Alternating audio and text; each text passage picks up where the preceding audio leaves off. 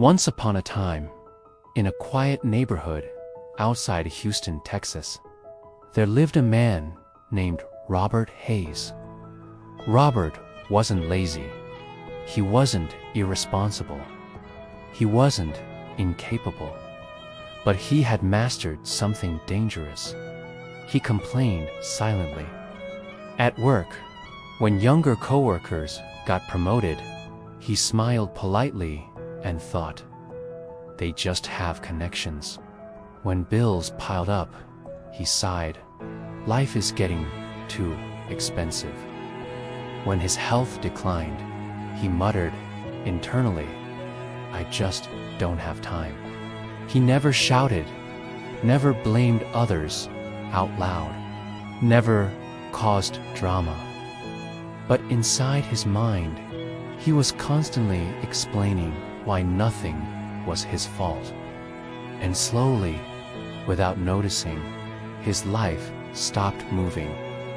Years passed, same position, same paycheck, same excuses. One evening, Robert attended his high school reunion in downtown Houston. He met Marcus once, an average student, now running a successful construction company. Robert forced a smile and asked, how did you get so lucky? Marcus laughed. Lucky? I worked nights for 3 years straight. That answer irritated Robert. On the drive home, he replayed the conversation. Easy for him, he thought.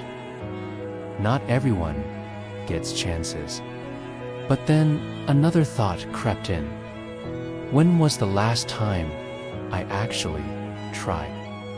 That question followed him home. He sat in his quiet living room, staring at the television, not really watching. And for the first time, he saw the pattern. He had been waiting for motivation, waiting for opportunity, waiting for someone to notice him. But he had never acted. His complaints were silent, but they were powerful. They justified inaction. The next morning, something small changed. Robert arrived at work early. Instead of sitting quietly, he asked his manager, what would it take for me to move up here? The manager looked surprised. To be honest, we didn't know you were interested. That sentence hit him hard.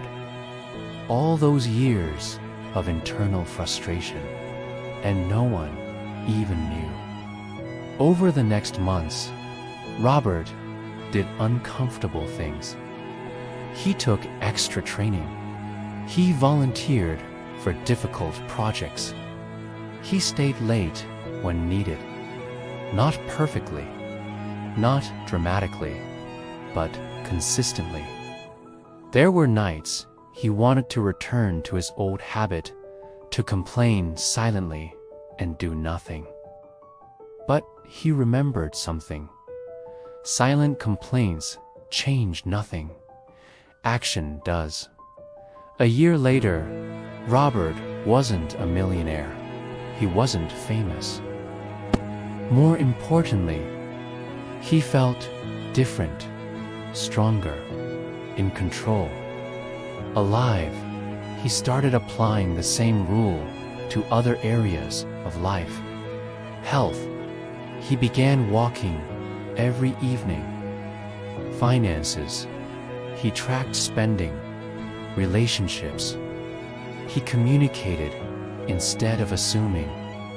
And something powerful happened. The more he acted, the less he complained. Because action replaces frustration with progress. One Sunday afternoon, sitting on his porch, Robert reflected on the past decade. He realized something simple but life-changing. Life hadn't been against him. He had just been standing still. Complaining feels productive. It feels like thinking. It feels like processing. It feels justified. But it produces nothing. Action, even small action, creates momentum. And momentum creates belief. And belief changes identity. He just stopped waiting. If you've been frustrated lately, if you've been stuck, if you've been quietly blaming circumstances, ask yourself one question.